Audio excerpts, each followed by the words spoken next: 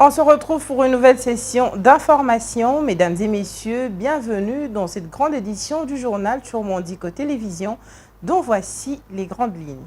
À Kinshasa, sur la situation à Goma, chef-lieu du Nord Kivu. L'adresse du chef de l'État.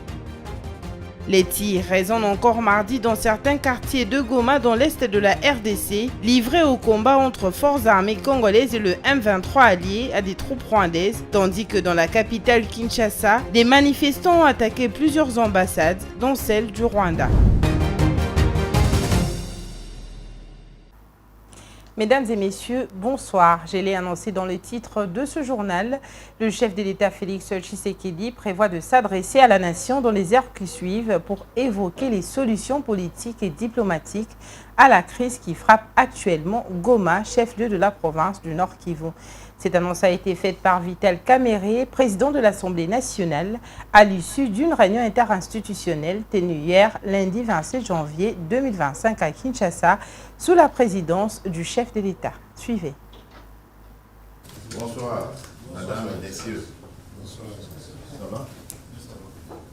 Aucun centimètre de la terre congolaise ne sera cédé aux ennemis du peuple congolais et le président de la République, Félix-Antoine Tshisekedi, reste intransigeant quant à ce. C'est lundi 27 janvier 2025, à son bureau de la Cité de l'Union africaine, le chef de l'État a tenu une réunion interinstitutionnelle consacrée à la situation de l'Est du pays, alors que les FARDC ont déjoué la tentative de la prise de la ville de Goma par les terroristes du M23, soutenus par l'armée rwandaise. Nous avons, comme vous vous en doutez, parlé essentiellement de la question à l'Est de la République démocratique du Congo.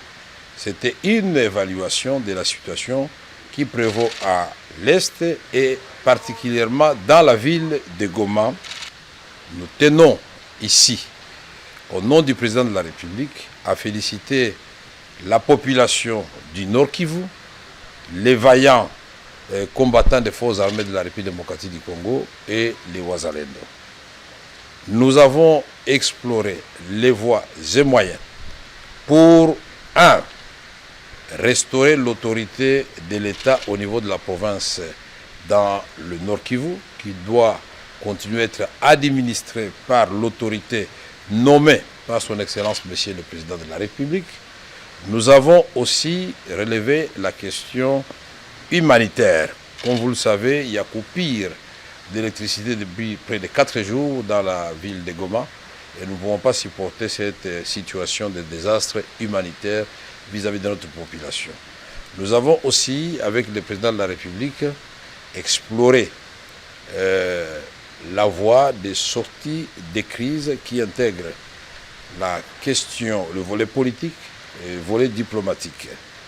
Et le contenu de ce plan de sortie des crises vous sera donné le moment venu. Enfin, nous vous informons que le président de la République, c'est comme ça que nous n'entrons pas dans beaucoup de détails, va s'adresser à la nation. Pour l'heure, le peuple congolais est appelé à l'unité et au soutien du président de la République dans sa détermination de restaurer la dignité de tout le peuple congolais. Et de son côté, le bureau de l'Assemblée nationale a recommandé une réorganisation immédiate du commandement militaire dans la province du Nord Kivu, particulièrement au niveau du secteur opérationnel et de la région militaire, alors que la situation sécuritaire reste critique face aux attaques du M23 et à l'ingérence dénoncée du Rwanda. Cette mesure vise à renforcer la gestion de la crise en attendant le retour au calme à Goma où des affrontements se poursuivent. Suivez. Communiqué de presse. Il s'est tenu le lundi 27 janvier 2025 la réunion du bureau de l'Assemblée nationale élargie aux membres du bureau de la commission Défense et Sécurité. Un seul point était inscrit à l'ordre du jour, à savoir l'examen de la situation sécuritaire dégradante qui se vit dans la partie est de la République démocratique du Congo face à la violation continue de son intégrité territoriale par le Rwanda et le mouvement M23. À l'issue de cette réunion et après concertation avec les députés nationaux du Nord Kivu, du Sud Kivu et ceux d'autres provinces, il a été retenu ce qui suit.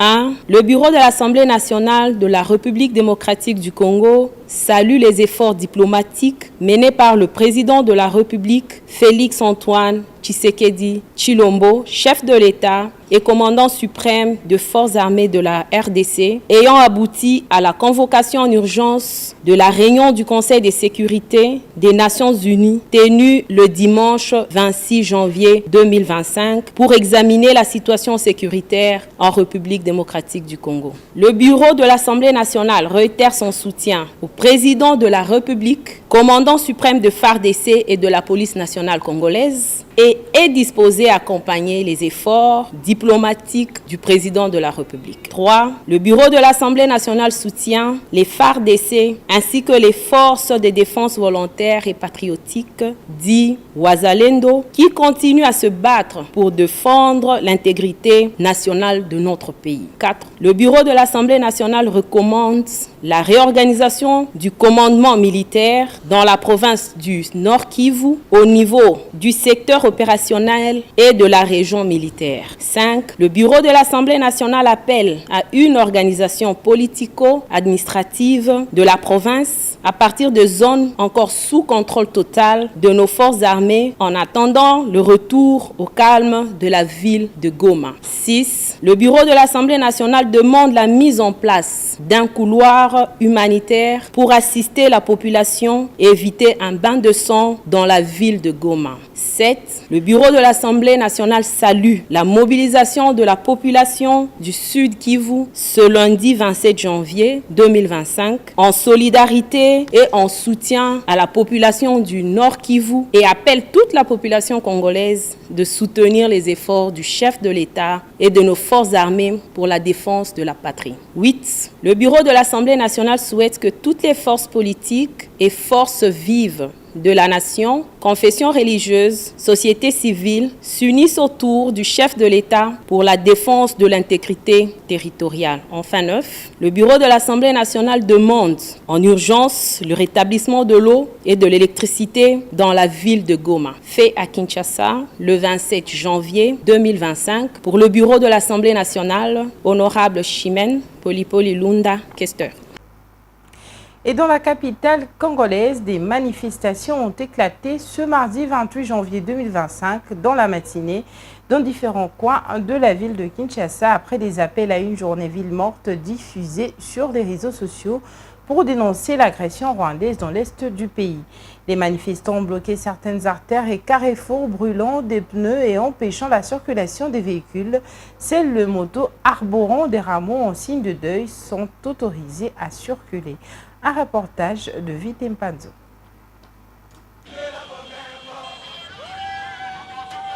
Rameaux aux mains, ces manifestants étaient nombreux à prendre d'assaut les principales artères de la capitale congolaise.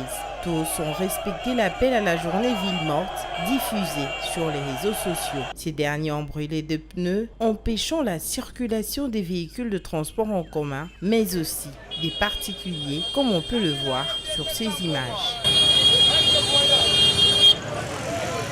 Cette mobilisation vise à manifester la solidarité des Kinois avec les forces armées de la République démocratique du Congo et les populations du Nord Kivu et de l'Ituri qui font face à l'insécurité orchestrée par le M23 soutenu par le Rwanda. Aujourd'hui, nous nous sommes décidés de sortir dans les rues pour revendiquer la paix à l'est de la République. Nous sommes fatigués de massacres, nous sommes fatigués de voir nos frères et sœurs être tués matin, midi, soir. Nous pouvons déclarer la guerre contre le Rwanda et nous pouvons remporter cette guerre. Nous sommes fatigués de voir la même chose se répéter chaque année. Nous sommes fatigués de voir la même réalité chaque fois. Nous exigeons la paix à l'est de la République. Nous n'allons pas négocier avec l'ennemi. Nous n'allons pas négocier avec le rebelle. Nous sommes derrière nos FARDC et nous allons remporter cette victoire. La victoire est de notre côté. Des écoles fermées, de nombreuses boutiques, pharmacies et autres commerces ont également baissé leurs rideaux. Alors que la journée avançait, la tension restait palpable dans plusieurs zones de Kinshasa. La mobilisation reflète une colère croissante face à la situation dans l'est du du pays où les FARDC continuent de combattre les rebelles du M23 soutenus par le Rwanda. L'on déplore néanmoins des actes de vandalisme, notamment au marché SK situé dans la commune de la Gombe, sur le boulevard du 30 juin, à l'ambassade de France, de Belgique ainsi que du Rwanda, qui ont été visés par les manifestants. Et la population de la ville de Bukavu, chef-lieu de la province du Sud Kivu dans l'est de la RDC, dit aussi non à l'agression rwandaise et apporte son soutien aux forces armées de la République démocratique du Congo, appuyées par les volontaires pour la défense de la patrie, communément appelés Wazalendo, qui sont au front. Elle l'a fait le lundi 27 janvier 2025 au cours d'une marche organisée par le gouverneur de province qui a réuni toutes les forces vives de la province à l'initiative du gouverneur de cette province. Images et commentaires. C'est une véritable marée humaine qui s'est déversée le lundi 27 janvier 2025 dans les rues de la ville de Bukavu, au sud Kivu, pour marcher en soutien aux forces armées de la RDC et les Wazalendo, engagées sur plusieurs lignes des fronts contre les terroristes du M23 soutenus par l'armée rwandaise. Les manifestants ont répondu massivement à l'appel de leur gouverneur de province, Jean-Jacques Pourossi. Munis de calico et banderoles, on pouvait facilement lire des messages de colère pour dénoncer l'agression rwandaise et l'action de la communauté internationale. Au nom de la population du Sud Kivu, la présidente de la société civile Force Vive, Néné Bintou, dans un mémorandum, a exprimé le soutien indéfectible de toute la population aux troupes loyalistes et leurs alliés, tout en leur demandant de faire de la protection des civils leur priorité. Elle n'a pas manqué de dénoncer les prises de position parfois ambiguës de certains pays, dont la France, les États-Unis d'Amérique et la Grande-Bretagne, face à l'agression rwandaise dont est victime la RDC depuis plus de 3 décennies. Les villes du Sud Kivu dénoncent les prises de position parfois ambiguës des pays comme la France, les États-Unis, la Grande-Bretagne en rapport avec la guerre d'agression. À nos FARDC et nos vaillants Wazalendo de faire de la protection des civils leur priorité en tout et pour tout, et savoir que le peuple congolais leur apporte son soutien indéfectible. Ce message a été renforcé par d'autres manifestants qui, au-delà du soutien au FARDC et au Wazalendo, ont dénoncé ce qu'ils qualifient de silence de la communauté internationale face à ce qui se passe dans l'est de la RDC. Le premier message, c'est d'accompagner nos FARDC qui sont au front, qui se battent pour l'intégrité de notre pays, qui donnent leur vie pour que la RDC soit indivisible. Le deuxième message, c'est d'alerter la communauté internationale qui assiste combien le Rwanda est en train de nous tuer au travers de M23 et d'autres mouvements rebelles, sans toutefois dire un message, sans toutefois dire un mot. Et nous sommes dit, nous ne pouvons pas nous taire, nous devons lancer ces messages et donner et dire à la communauté internationale que nous allons nous lever. Parce que la RDC, c'est notre pays. Les manifestants ont profité de cette occasion pour demander au président de la République de rejeter l'idée avancée par certains acteurs politiques pour instaurer l'état de siège dans la province du Sud Kivu à cause de la présence des agresseurs dans une partie de leur province. La tenue de cette marche à Bukavu intervient après l'occupation de la cité de Minova, toujours au Sud Kivu, située à 150 km de la ville de Bukavu, par les rebelles du M23 appuyés par les troupes rwandaises. Depuis dimanche soir, dans plusieurs quartiers de la ville de Goma, les combats opposent les forces armées de la RDC aux terroristes du M23 soutenus par le Rwanda pour le contrôle de cette ville volcanique. Et de son côté, le leader de l'opposition congolaise, Martin Fayulu, a exprimé sa compassion envers la population de la partie orientale victime de la guerre d'agression rwandaise à travers un communiqué publié ce mardi 28 janvier 2025. Appelant également la communauté internationale aux sanctions, le soldat du peuple mobilise les Congolais pour une marche de colère le samedi 1er février 2025. Question de dénoncer cette agression qui perdure. Suivez. La dégradation de la situation sécuritaire et humanitaire dans la partie est de la République démocratique du Congo et dans la ville de Goma, Martin Fayulu Madidi, président de l'ECD et de l'AMUCA, a à travers un communiqué de presse publié ce mardi 28 janvier 2025, exprimé sa profonde compassion envers la population durement touchée. Il a également exprimé son soutien aux forces de sécurité et de défense qui opposent une résistance face aux forces rwandaises dans la ville de Goma et ses environs. En cas de poursuite de combat, ces leaders de l'opposition exigent la création d'un couloir humanitaire pour apporter une assistance à la population en alimentation et en médicaments. Martin Fayulu appelle également le Conseil de sécurité des Nations Unies, l'Union africaine, la SADC et toute la communauté internationale à prendre des sanctions contre le Rwanda pour faire respecter l'intégrité territoriale et la souveraineté de la République démocratique du Congo. Au père des églises devrait urgemment, afin de mettre ensemble les parties prenantes dans un esprit de cohésion nationale pour trouver une solution à cette crise. Les soldats du peuple appellent à la mobilisation populaire pour une marche de colère le samedi 1er février contre l'agression rwandaise. Et après les manifestations spontanées dans la ville de Kinshasa ayant entraîné la paralysie des activités ce mardi 28 janvier 2025, le gouvernement, à travers le vice-premier ministre et ministre de l'Intérieur, Sécurité, Affaires coutumières et décentralisation, Jacquemain Chabani, appelle les Kinois au calme tout en exprimant ses vifs regrets suite aux actes de vandalisme commis par les manifestants. Suivez ici son propos, il a été joint au téléphone par Anta Luyela. Ici, il est important pour nous de faire savoir à tous nos compatriotes que nous sommes tous mobilisés pour la défense de notre territoire, de notre patrie, mais nous appelons tout le monde à des attitudes responsables. C'est notre pays, nous devons le défendre à l'intérieur dans toutes ces provinces. Il faut protéger nos villes, nos investissements et ne pas nous attaquer à nos partenaires, aux institutions des diplomates qui sont aussi protégés. Donc, je profite de votre micro pour faire un appel au calme à tous ces manifestants. La police s'est déployée. Nous avons sollicité aussi d'autres renforts, d'autres services. Que chacun rentre chez lui. Je crois que s'il a été question de manifester, d'exprimer cette colère, elle a été exprimée et entendue. Nous avons à nous concentrer sur l'essentiel, c'est la défense de notre territoire. Nous avons des populations civiles qui se retrouvent entre deux feux dans la ville de Goma.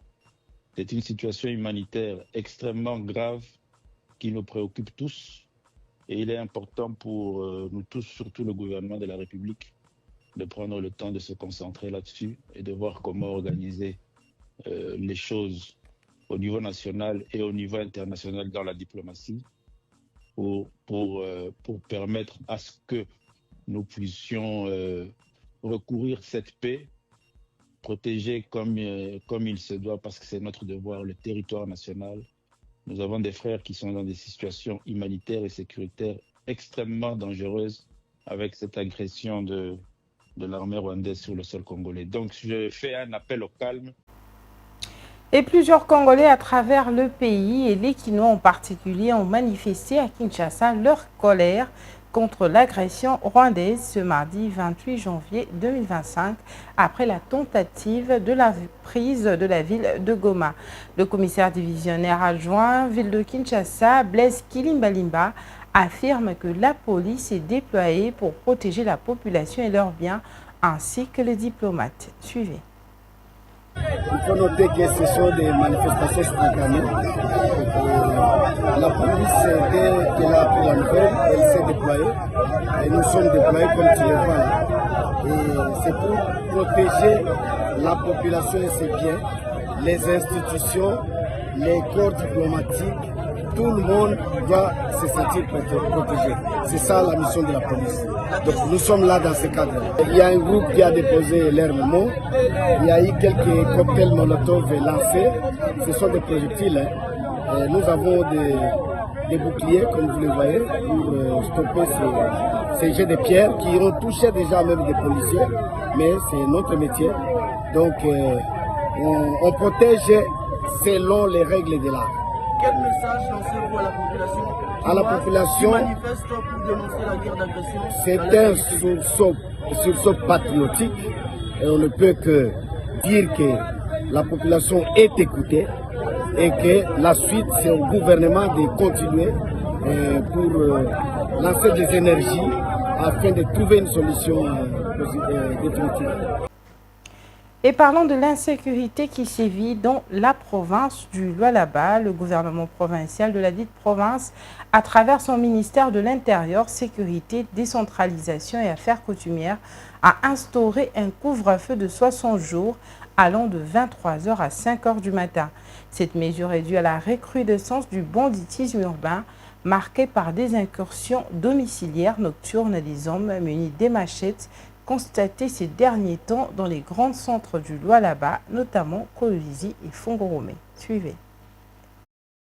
Un couvre-feu de 60 jours allant de 23h à 5h du matin a été instauré sur toute l'étendue de la province du Lualaba dans le sud-est de la République démocratique du Congo, selon le communiqué du ministère provincial de l'Intérieur de cette province. Le gouvernement provincial du Lualaba, à travers son ministère de l'Intérieur, Sécurité, Décentralisation et Affaires coutumières, porte à la connaissance de toute la population de la province du Lualaba en général et de celle de la ville de Kolwezi en particulier, qu'en vertu de l'arrêté provincial de la gouverneure du Lualaba, Marie-Thérèse Fifi Masuka Saini, il est instauré sur toute l'étendue de la province du Lualaba un couvre-feu pour une période de 60 jours à dater du lundi 27 janvier 2025 pour raison évidente de sécurité de 23h à 5h du matin, annonce le ministre provincial de l'Intérieur Philippe Kaunga Mayonde dans son communiqué signé le lundi et dont une copie est parvenue à notre rédaction. À cet effet, le ministre provincial de l'Intérieur demande à toute la population de rester à la maison, précisant qu'aucune circulation aux heures fixées pour ce couvre-feu n'est tolérée sous peine de subir la rigueur de la loi. La recrudescence du banditisme urbain, marquée par des incursions domiciliaires nocturnes des hommes munis des machettes, a été constatée ces derniers temps dans les grands centres du Lualaba, notamment Kolwezi et Fongorome, souligne-t-on. La semaine dernière, un moto-taximan a été assassiné à Kolwezi en pleine journée par des criminels à l'aide des machettes, rappelle-t-on dans cette ville où la population organise des opérations baptisées Chomami Peto, qui consiste à se regrouper par quartier en brûlant 2 pneus pendant la nuit pour lutter contre l'insécurité. Voilà, c'est par cet élément que prend fin ce journal, mais néanmoins, je vous rappelle les principaux titres de ce journal avant de le clore complètement. Les tirs résonnent encore mardi dans certains quartiers de Goma dans l'est de la RDC, livrés au combat entre forces armées congolaises et le M23 allié à des troupes rwandaises, tandis que dans la capitale Kinshasa, des manifestants ont attaqué plusieurs ambassades, dont celle du Rwanda.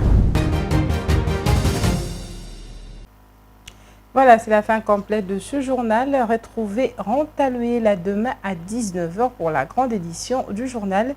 Quant à moi, je vous dis à très bientôt et très bonne suite de programme sur nos antennes. Bonsoir chez vous.